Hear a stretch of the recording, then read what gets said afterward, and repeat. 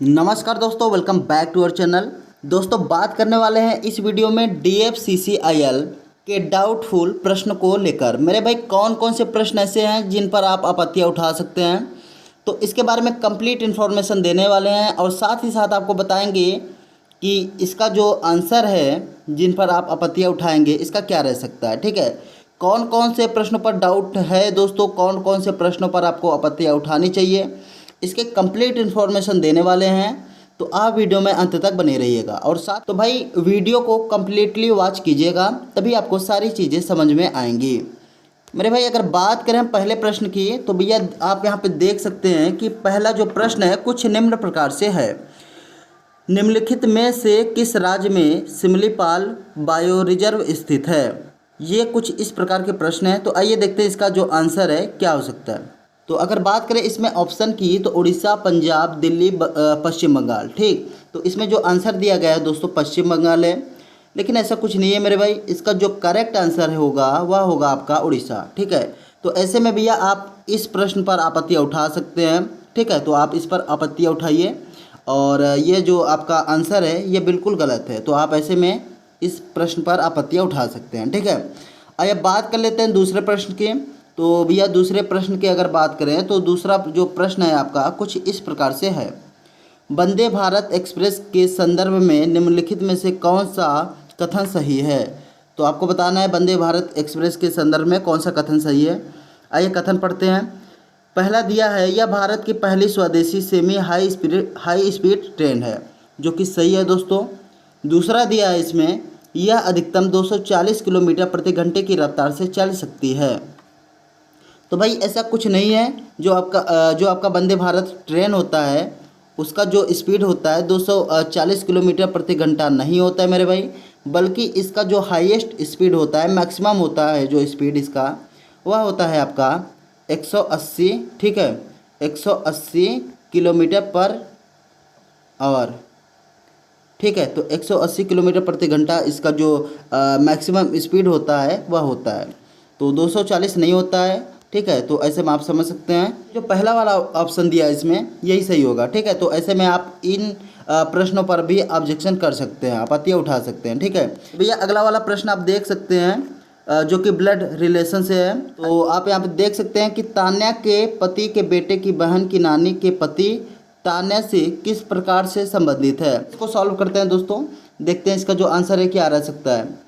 मेरे भाई आप यहाँ पे देख सकते हैं कि तान्या के पति के बेटे। ठीक, सबसे पहले तान्या को लिखते हैं, तो तान्या के पति, इनका पति है तो भैया इनके समांतर में ही आएंगे। ठीक है, तो तान्या के पति के बेटे की बहन, अच्छा इनका बेटा है। ठीक है, तो कहने का मतलब ये कि तान्या इनकी माँ होगी, इस लड़के की माँ होगी। ठीक है, तान्या के पति के बेटे की बहन, अच्छा इसकी बहन भी है तो बहन को भी लिख देते हैं। ठीक, बहन की नानी के पति तान्या से किस प्रकार से संबंधित है? तो भैया अगर बहन की नानी की बात करें तो बहन तो ये हो गई, इसकी नानी की बात करें तो देखिए बहन की माँ की अगर बात करें तो ये हो गई, और माँ की माँ ही नानी होती है, तो कहने का मतलब ये है कि तान्या की माँ जो होगी ये इसकी बहन की नानी हो जाएगी। ठीक, और नानी के पति तो इनका पति मतलब इनका पति, ठीक, तान्या से किस प्रकार से संबंधित है? तो भैया इनका जो पति है वह तान्या का पिता होंगे। ठीक है, तो तान्या क्या होंगे? पिता। तो कहने का मतलब ये है कि आपका जो आंसर आएगा दोस्तों वह आएगा पिता, जो कि सही आंसर है। लेकिन प्रॉब्लम इसमें दोस्तों यहाँ पे है कि इसका जो इंग्लिश दिया है इसमें थोड़ा सा मिस्टेक से देखने को मिल रहा है। ठीक है, अगर बात करें हम इसमें इंग्लिश वाले प्रश्न की, तो भैया इंग्लिश में आप देख सकते हैं, how is Tanya's husband's son's sister's grand mother's husband related to Tanya. दिक्कत यह है दोस्तों कि इसमें जो है पैटर्नल या फिर मैटरनल, पैटर्नल या फिर मैटरनल नहीं बोला गया है कि जो रिश्ता है किस प्रकार से है, पैटर्नल की तरफ से है कि मैटरनल है। ठीक है, तो कुछ इस प्रकार की जानकारी इसमें नहीं दी गई है, तो ऐसे में आप इस पर आपत्तियाँ उठा सकते हैं। इसका जो आंसर है दोस्तों, आंसर सही है, आप इसके प्रश्न पर आपत्तियाँ उठा सकते हैं। ठीक है, तो आइए बात कर लेते हैं अगले प्रश्न की। तो देख सकते हैं जो अगला प्रश्न है कुछ इस प्रकार से है। एक वृत्ताकार टेबल पर 8 व्यक्ति बैठे हैं। ठीक है, तो सबसे पहले आइए इसको सॉल्व करते हैं। एक बनाते हैं वृत्ताकार टेबल, ठीक। इस पर 8 व्यक्ति बैठे हैं, तो 8 व्यक्ति को आप बैठाइए। 1 2 3 4 5 6 7 8, ठीक है। तो भैया 8 व्यक्ति कुछ इस प्रकार से बैठेंगे जिनका चेहरा केंद्र की तरफ है, ठीक है भैया, केंद्र की तरफ है। एम के दाहिने तीसरे स्थान पर क्यू है। अच्छा, तो भैया एम के दाहिने तीसरे स्थान पर क्यू है। अगर मान लीजिए दोस्तों एम यहाँ पर है, तो इसका जो दाहिना होगा ये इस तरीके इधर होगा, ठीक है, इस तरीके से होगा।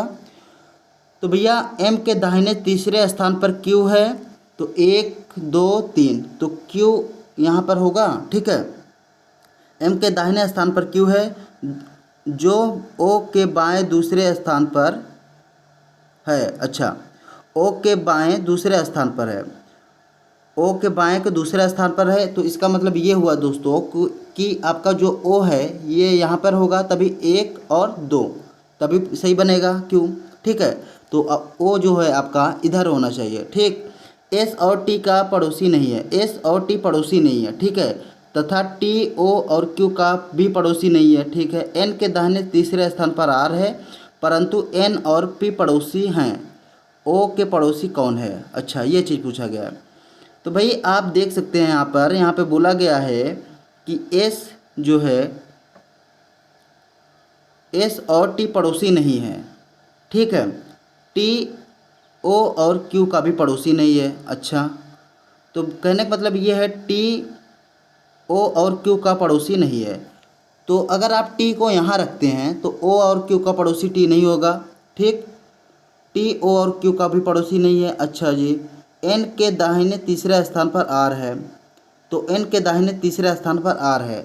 तो अगर एन को आप यहाँ पे रखते हो तो 1 2 3 आर यहाँ पर हो जाएगा, तो एन के दाहिने स्थान पर आर हो जाएगा तीसरे स्थान पर, ठीक है। और फिर आप यहाँ पे देख सकते हैं कि परंतु एन और पी पड़ोसी हैं। तो भैया एन और पी पड़ोसी हैं, ठीक है। तो एन और पी पड़ोसी हैं, तो इसका मतलब ये हो जाएगा पी यहाँ पर रहेगा, ठीक है। एन और पी पड़ोसी हैं, और आपका क्या बच रहा है? एस, एस बच रहा है। तो दोस्तों एस को यहाँ पे कर दीजिए। तो ओ के पड़ोसी कौन है? तो भैया ओ का पड़ोसी पूछा गया है, तो आप यहाँ पे देख सकते हैं कि पी और एस हैं, तो जो कि सही ऑप्शन है दोस्तों, पी और एस दिया गया है आपको। तो पी और एस जो है आपका सही आंसर हो जाएगा। लेकिन बहुत से छात्र छात्राओं का कहना है दोस्तों, इसको कुछ अलग तरीके से अगर लगाते हैं तो इसका जो आंसर है कुछ और भी मैच कर रहा है। तो कहने का मतलब ये है मिला जुला कर कि यह भी एक डाउटफुल ही क्वेश्चन है, ठीक है। तो आप इस पर भी आपत्तियाँ उठा सकते हैं, आपकी सुनवाई ज़रूर होगी। तो भैया कुछ इस प्रकार के प्रश्न हैं जिन पर आपको आपत्तियाँ उठानी चाहिए, तो आप आपत्तियाँ उठा सकते हैं। तो आप वीडियो को कर दीजिए लाइक मेरे भाई, और चैनल पर अगर पहली बार आए हैं तो सब्सक्राइब कर लीजिए। ऐसी चीज़ें हम आपको बताते रहते हैं। मिलते हैं किसी नेक्स्ट वीडियो में, तब तक के लिए जय हिंद।